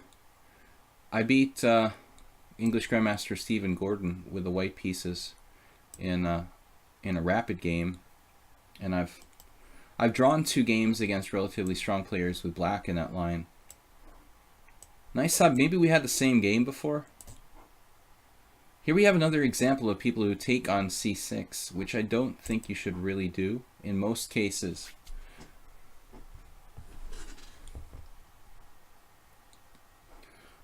Alright, now knight c3. If knight f6, he might have some kind of weird e5 type of sacrifices. There's also kind of a cool variation. Knight d5, pawn takes d5, queen takes d5, queen takes f7, and queen takes a8 ideas. But if he does this move, my queen just bounces over to b7, and there's no real threat.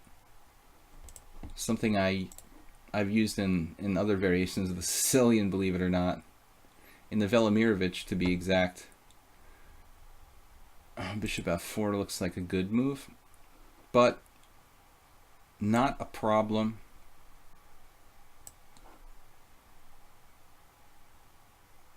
No more sacrifices on d5. e5 looks a little generous. If he plays that, I just take, and if bishop g3, maybe something like knight h5.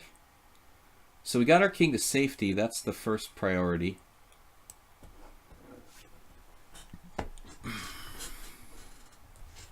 But that's not to say that white has any overt problems here. This bishop is actually a good defender. It can go to b3.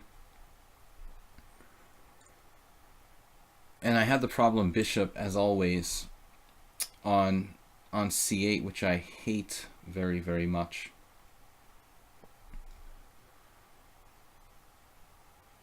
There is the move bishop g4. What does that actually do?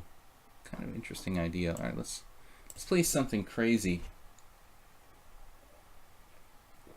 Dual purpose. This is actually a stupid move. No, it may not be that stupid. I don't know. I decided to try something. If he plays f3, then he kind of weakens his structure. And this is my big idea, to go bishop e6.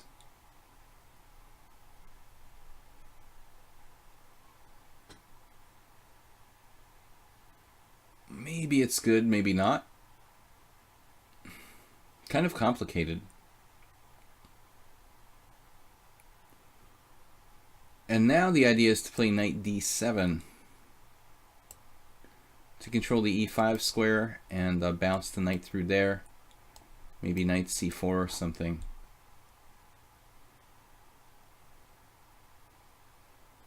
I don't really have any sort of advantage.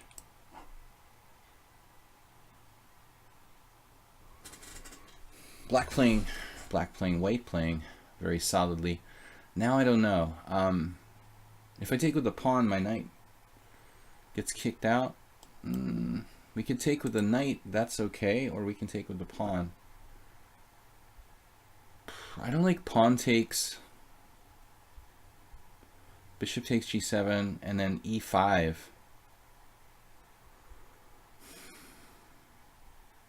I mean, I guess you could even take on h6 here.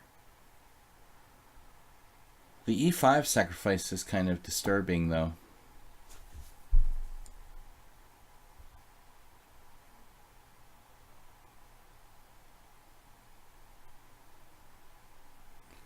So in other words, like pawn takes pawn, bishop takes bishop, king takes bishop, e5, giving me a pawn, but Irish pawns, kind of ugly. On the other hand, maybe it's not so bad. All right, bishop g4. Yeah, Soltigo is hurt by my nickname for him. It was very subtle. All these subtle ideas trying to weaken his structure, and what was the other point? Well, I mean, I could have played like bishop e6 straight away, but the point is that I have these dark square checks and whatnot to kind of keep him busy. With the b2 pawn, he has to worry about maybe dropping that pawn to a queen b6 check. So I thought if e5, I mean, we had the option to take it, but we also had the option to just play d5 probably, which, you know, when I started looking at it, I was kind of like, you know, this isn't so bad for me. We have a really strong center despite the fact that our pawns are doubled. And there are other moves too.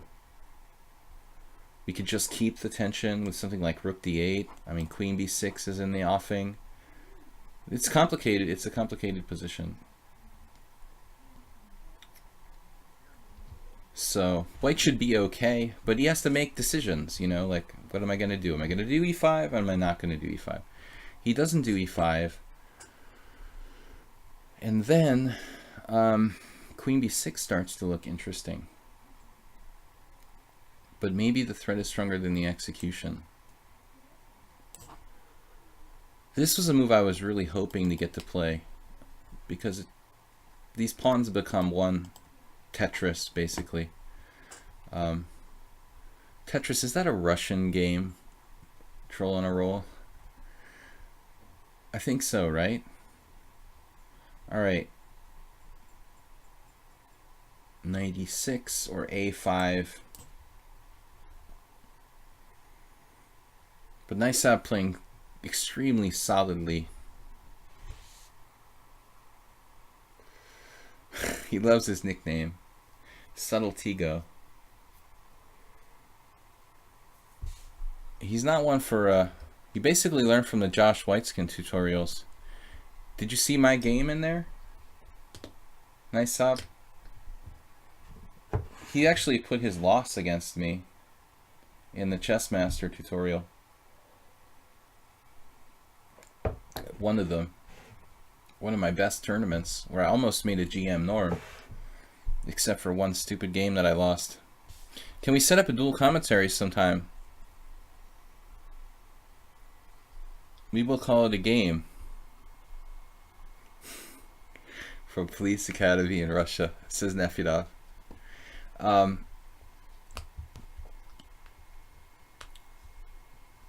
So, wow, c4 though. I think that's unnecessary. You know, that might actually make it easier for me to crack his structure with a4.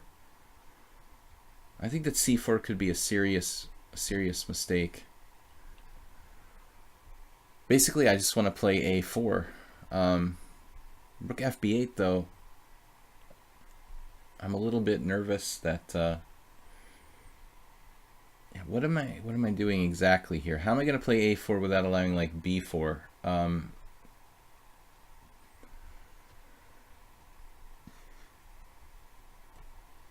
I really need to have like rook fb8 and queen b6 in, and maybe we'll just hang out here with the knight in the center. Okay guys, I have 20 minutes left, so we've got at least time for another game analysis. Chessmaster Grandmaster Edition. No, I know, but one of them has his game with me. But there were so many versions of the Chessmaster that, you know, maybe just one of them, or one of the last ones, has the game with me. Knight c3, that's annoying. That is annoying. I can't stop him. Maybe I should have played queen b6 and put my queen on the wrong square. Okay, I don't have a problem with trading queens, but let's see, we got to do this in the right way. I don't want him to play knight a4. That is a serious problem. If he gets that locked in there, I'm not going to be able to get it out very easily.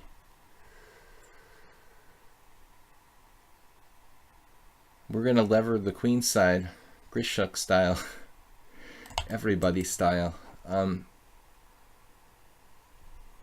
Black is better now. Nice to have sacked a pawn, but I don't follow. I don't think this can work. Just take it. Okay, he got desperate there a little too early with f4. But I don't think he should trade queens. I think it makes the position easier for me to play, because I don't have to worry about any problems or anything going wrong.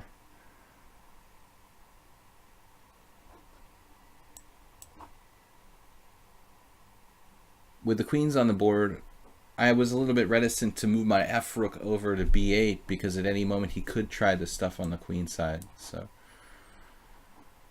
when he trades queens, it's kind of like I can breathe a sigh of relief. Now I can just comfortably do whatever I want. So let's go back a few moves here to pre-trade of queens. I put my queen on the wrong square. I did mention that, right? I played queen a7. It's dumb. I should put the queen on b6 and put the knight back on c5. Probably best. Apparently here I should have played queen b6, but I missed the idea of queen b4, which is something that I should know from the accelerated dragon. That's a surefire way to get in a4. He has some play on the other side of the board, but it's probably not enough. Alright guys, let's take a look at Nefedov's. I think we didn't cover Nefedov's game. I'm doing just the subscribers analysis games here. This will probably be the last thing for today. This is Nefedov said you can choose, but I didn't choose. I just chose one randomly. GM Funky Chess. Okay, I don't know who that is.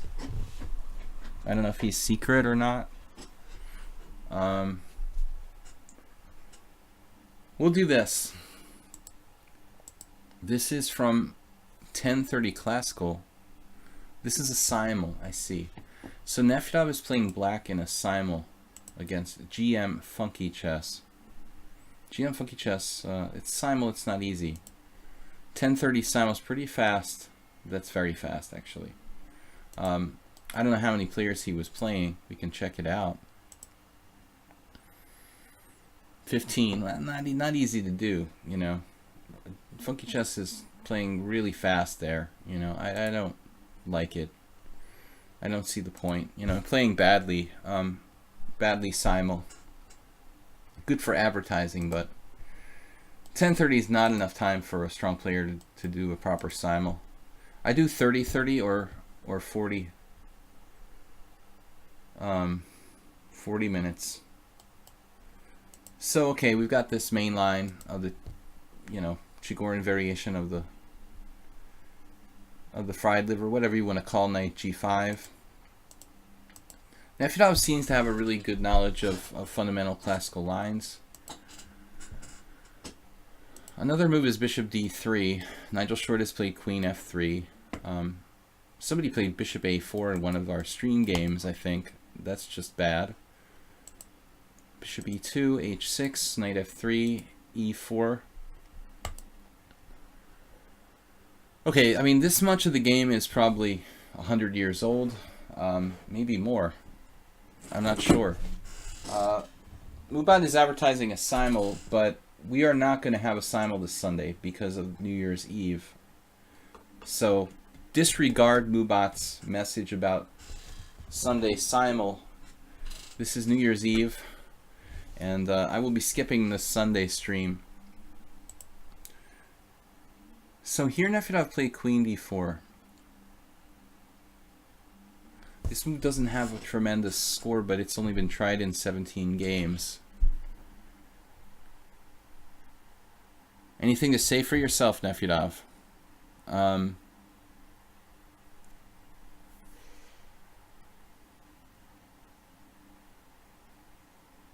You know, so developing bishops before queen is more principled, no doubt.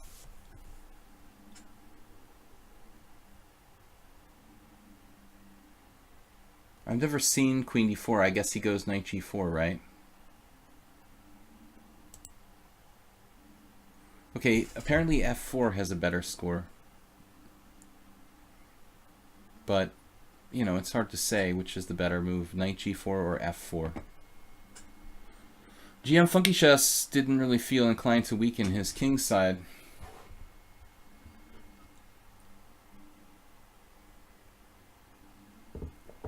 Looks like he's supposed to play f4. That has a very strong score. Okay, guys, statistics, 15 games, even 50 games may not matter too much, but, okay, it's not poker, it's chess. So we don't need hundreds of samples, but, okay, still 14 games doesn't mean that much. But it clearly looks like f4 is the best move.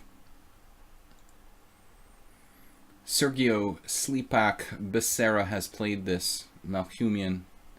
So that's 3 good players who played Nefedov's line. I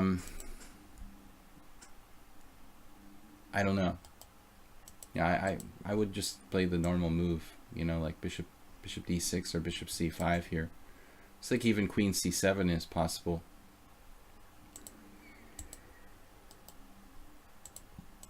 Okay, we are pawn down. So black doesn't particularly want to trade pieces, but I was wondering about bishop a6.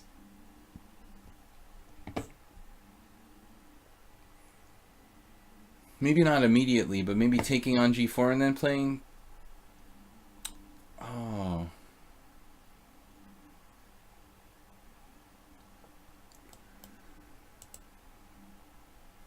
Wow, Kritz lost with white back in 2000 to Rosenthalis. Rosenthalis has played this. It's almost like a cheapo. Bishop takes g4, bishop takes g4, and e3. Whoops. This hasn't happened in a single game. That's unbelievable. Wow. That's amazing. Bishop takes g4, bishop takes g4, e3. Bishop f3, and then white just sidesteps this pawn capture.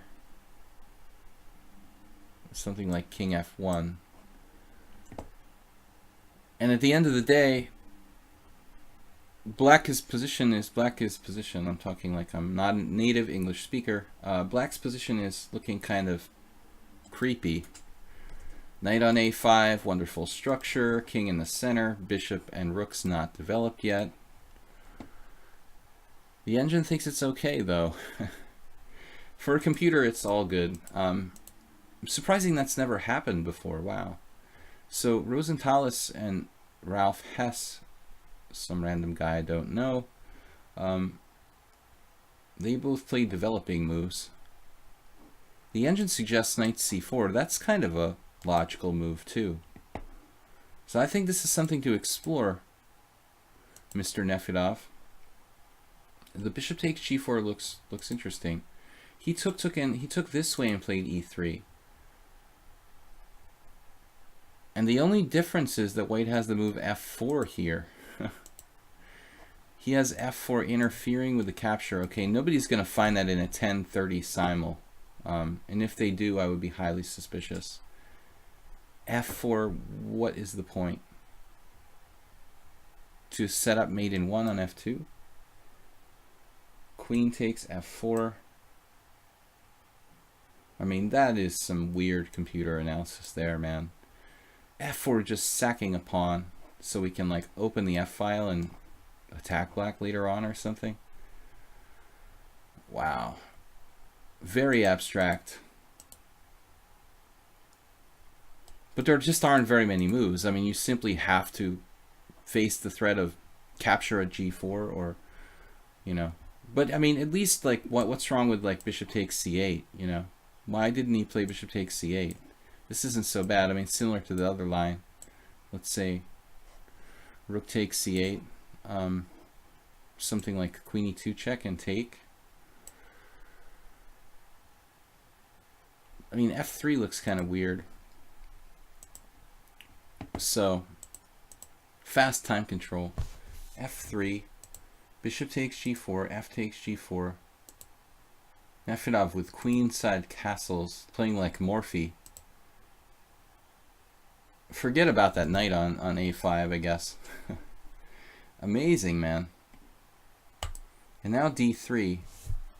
Yeah, no, so it's tempting to play something like knight to c4 anyway. How do we actually break through here?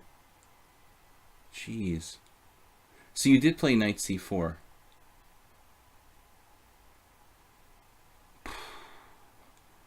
But this would be like straight out of a Morphy game from the 1800s. Like bishop b4 checks c3 e2. I mean, if your opponent finds this in a game that's not a long time control, I would be reporting them to lichess for being an engine.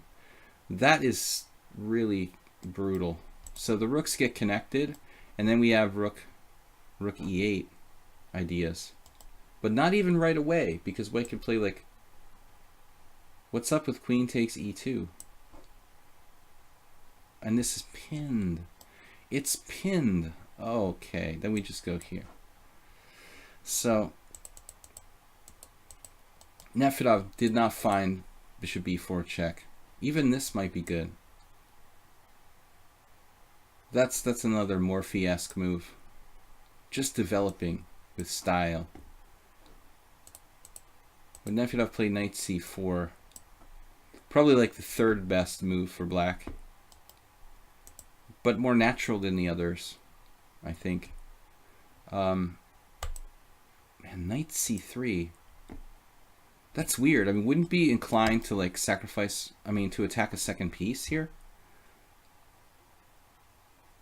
He has a blockade with queen e2. That's hard to find, but wouldn't most people play c3 here? I guess he was just worried you would take his pawn. But it feels like at this point, white should be happy with this. You know, we got a blockade. The passed pawn is blockaded. We're alive. We're not getting checkmated. It's like great for white, comparatively speaking, to what could have happened. You know? He doesn't play c3, he plays this. Wow. And now here. So Nefedov, did anybody report you for being a computer after this game?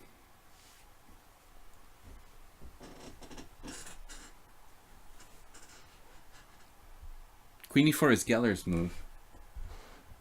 This is a lesson in chess history. You know that I'm not a native e4, e5 player with black.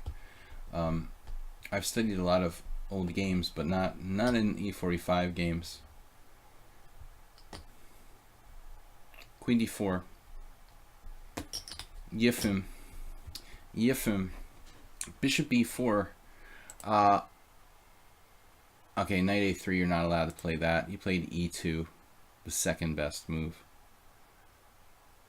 Yeah, man.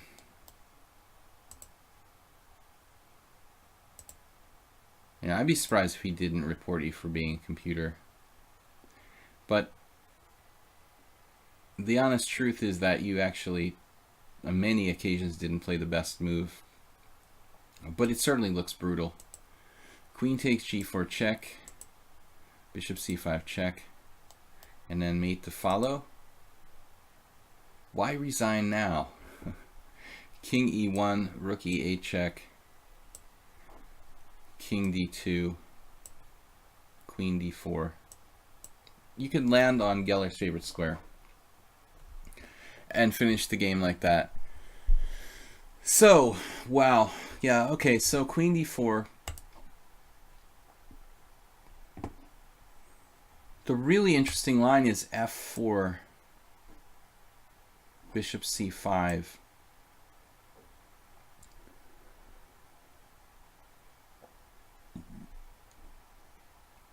Rook f1. White has an unbelievable score here. But probably a variation, Nefedov, where, you know, the truth is that there just hasn't been enough research. Look how old these games are. Computers were a lot weaker back then. You know, you could do wonders with this position with a modern engine. Like, these games are like 7, 8, 9 years old, or even more.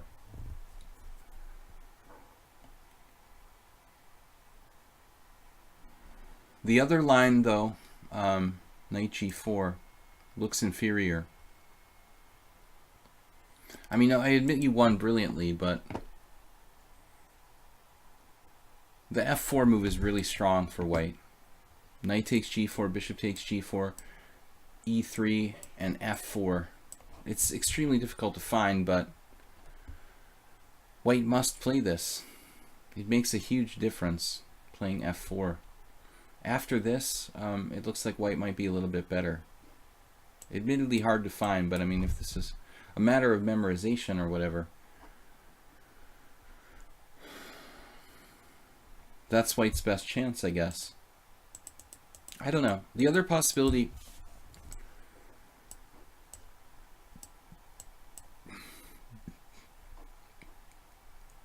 bishop f3, e takes f2. This doesn't look so impressive. I think you're actually right that it's better to give up the knight, which I guess is not surprising. The bishop is a strong long-range piece in an open position. So Nefedov instinct here. I mean, Nefedov, have you played this before, this exact position? I mean, I wouldn't be surprised if it's happened before. e3. It looks like he has f4. That's the only move that leads to equality for white. Anything else and he's worse. Pretty amazing stuff. Even bishop takes c8 is slightly worse for white. So he has to play f4. But anybody who's like prepared this opening seriously for white is going to know that, or at least should know that. You have to play bishop c5 and rook f1. It's all basically forced. And then, I don't know, here you're going to have to find the way. It looks like white's score is pretty good in all lines. It's kind of funny that the engine wants to play queen d8 now, retreating the queen full speed back. Queen d8, kind of an unnatural move. It is mostly played. Queen d8, c3. You got Julio playing this with black, Melkumian. Krivensov, Stanislav. I remember that name for some reason.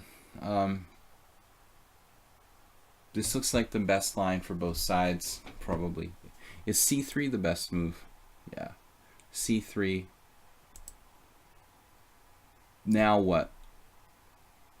Maybe we can find an improvement from Stockfish. Bishop b6 is played most.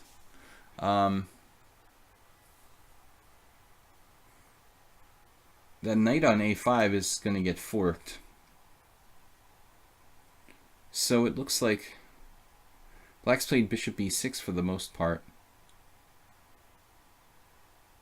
No bishop d6, no knight b7, and those are the two best moves according to Stockfish. So at this position you probably need to look at pretty hard and find the best line, because it's all very forced, you know. It looks like this actually is quite a reliable way for black to play. Queen d4 turns out to be quite good. However, you know, that's our best chance. Yeah, f4, bishop c5, rook f1. It's all forced. Queen d8, c3. Suddenly it's equal. Maybe Geller was right after all. Okay, guys, thanks for joining us. Stanislav was a GM popular at Penn State. He was a GM. Krivensov. The name is very familiar, but I don't think he was a GM. I think he was just like an IM or something. The name is very, very familiar. No, he's not a GM. I mean, the guy was like some IM or strong, very, very strong master. Not a GM, though, as far as I know. Yeah, it was in my mind. Anyway, guys, Geller was right. Looks like a good variation for black. I will be back tomorrow morning, Friday morning, 10 a.m. with Blitz and Classical Chess here on lichess at 10 a.m. CET. Yeah, definitely an IM. Thanks, guys, for joining me. Thanks for subscribing to the stream. Good analysis today. And just keep in mind that tomorrow we have a stream. Sunday is New Year, so I'm not going to be doing a simul this week. Simuls will resume next Sunday. So next stream is tomorrow morning, 10 a.m. and then Monday back to the morning, 10 a.m. streaming. I think, unless the hangover is too bad. Anyway, I'm not going to promise about Monday, but we'll see what happens. Maybe it'll be a late start. Anyway, we're definitely on for tomorrow. I'll see you guys at 10 a.m. Thanks for joining us. Thanks, Soltigo, for moderating. And thanks all you guys for subscribing to the stream. Thanks again, Move 11, for your donation to support the stream. If you guys want to support the stream via PayPal, you can make a donation anytime. You're welcome, and I really appreciate it. There is a link in the Twitch stream. Also, my YouTube channel, Video Chess Training on YouTube. I try to upload all the streams over there. So thank you guys. I will see you tomorrow morning. Bye-bye.